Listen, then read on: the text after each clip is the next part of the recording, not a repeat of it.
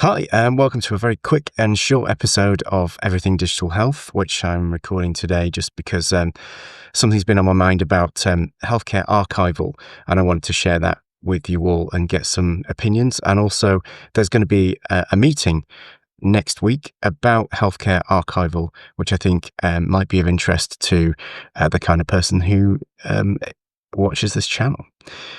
So without wasting any more time, get straight on to what I'm talking about. So I had some conversations earlier this year, which led to me finding out about this thing called the Global Bit List of Endangered Digital Materials. And this has been put together by an organization called the Digital Preservation Coalition. And they're an international non-profit organization which specializes in improving the archival of digital information. So when we talk about archival, we might be talking about converting texts that are on very fragile paper into digital forms so that they can then be preserved for future generations. But increasingly, we're talking about natively digital data. So this is information that was created in a digital form and then undergoes this kind of bit rot thing, which means the platforms fall to bits or are no longer profitable and the data just gets lost.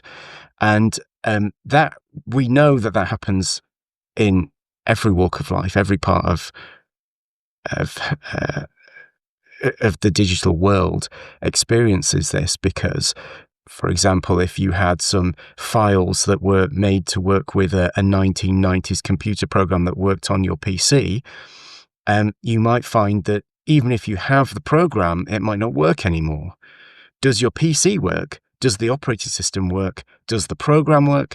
And do the files still work? If you still have the files, but you don't have a copy of the program, which is increasingly the case with things like web-based software, where you never really have a full copy of that program, you could find yourself stuck with a whole load of files that you have no reader for. And this is the kind of thing that DPC work with all the time to try and ensure that every part of that chain is preserved somehow. So you need to preserve the files, and you need to preserve the software that reads the files, and you need to preserve a working operating system on which those files might be viewed, and you need to preserve the hardware that you run it on.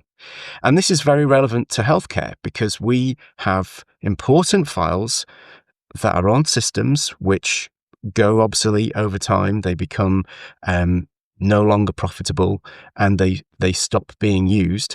And we can certainly lose quite a lot of that data. One thing we do in healthcare is if your hospital moves from one electronic patient record to another one, we'll probably migrate some of the data from the old one to the new one. But that's done in a very patchy fashion, and there is no international standard as to how much of the data you must move. Sometimes the approach is taken that it's going to be too difficult to move that data and just nobody moves that information. Other times, some of it is moved, but not all of it. So, for example, when I was a trainee GP, my practice moved from an obsolete system called Torex Synergy to System 1. Some of the data was transferred, but not all of it, because it was expensive to move everything. And so the bits that get lost are what can often be seen as nitpicky and not that useful bits. So things like audit trails. So the kind of database level audit trail about who made what changes and when, they were not migrated across. So that means that now, 15 years later, if you did find that you needed to interrogate that audit trail, there's probably no way to do it because the server on which that Torex Synergy was running has probably been thrown in a skip 10 years ago, if not longer ago. Even if it did work, would the hard drive spin? Would it boot up? Would you be able to get into Torex Synergy and would you be able to extract that audit trail? And an example of why sometimes this stuff does end up being needed a long time after you think it's no longer useful is the Harold Shipman inquiry. So a lot of what Harold Shipman did was visible in the audit trails, but not in the sort of front page data, as in he was going into his clinical system and making edits to make it look on the face of it like people had pre-existing conditions and then they would just suddenly die. But importantly, he was making those changes well after the fact and creating a fabrication. But it was all very obvious in the audit trails. Now, that wouldn't have been obvious if you didn't have the audit trails. So that's why we need to take that's one use case for why we might need to collect this information. But many other use cases exist. So, put simply, we might want to do research in 100 years' time into the healthcare of today. We also have a duty of just direct care. So, we need to be able to preserve someone's digital medical record in a usable, undegraded state for their entire lifetime. None of that is being talked about. And I thought it was interesting as a clinical informatician, as a clinician, as a person who's involved in health technology, that it doesn't get talked about. Interestingly, the Digital Preservation Coalition have a page on electronic hospital and medical records, and it's quite alarming, really. We do have a lot of natively digital medical artifacts, and yet there is little evidence of the medical profession participating in the digital preservation community. And I think they are dead right. I don't know anybody whose job is digital preservation in the medical world. There are a very small number of people who work in healthcare records who are working on things like this. But what's really important is that they're doing that at an individual trust level. They'll be the records manager at a trust, and doing it one by one, trust by trust, with no standardization and no international effort behind this seems like a very inefficient way of doing this.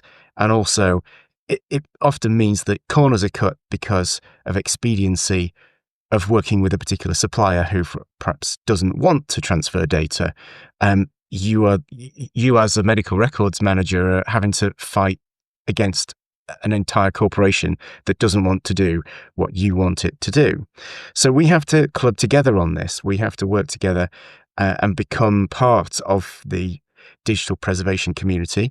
One way of doing that is to get involved in the Digital Preservation Coalition. Now, I've become aware of this problem and have been talking about it with various people over the course of 2025. And the DPC have agreed to run an initial meeting, which is going to be to gather information about this problem and to identify the kind of extent of it, get some evidence for how bad it is, and then start to think about what the solutions might be. So this is the very, very early start of this thing. I will include the links to this bit list. I'll include links to the meeting. I'll put all that in the description of this video. As I say, this is just a quick one to sort of announce that there's this meeting happening. Maybe some of you will find it interesting. I'd be very pleased to hear what your views are in the comments. But equally, if you share this video with people to sort of give them an explanation or an initial call to action, as it were, about the extent of the problem we're facing and the fact that something needs to be done. Interestingly, I had a look through the NHS government, the UK government's NHS 10-year health plan, and there is no mention of the word archival throughout it. And even if we go to archives, it's mentioning the National Archives, but it's obviously not started to become something that would be talked about, even though I believe it's a really serious problem, and we do need to start addressing that.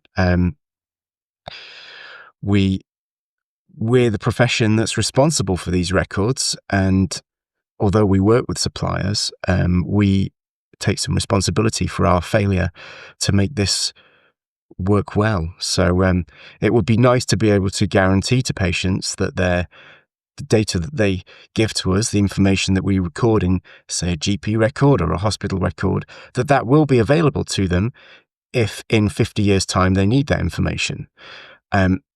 Absolutely understanding that not all medical information remains relevant in 50 years' time.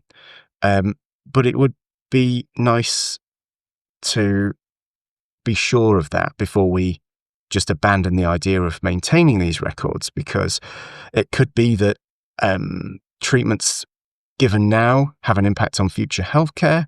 It could be that advances in genomic medicine and other things that may come down the track in the future need access to your early medical record, and yet we won't necessarily be able to give you access to that in a natively computable, natively digital form. I think what we'll find is that as systems migrate from one to the other, the data will degrade, and that degradation might mean it's less useful for future purposes. So by all means, if you have interest in this, get involved, come along to the meeting, and let's try and turn this around, make something, make healthcare archival something that actually works.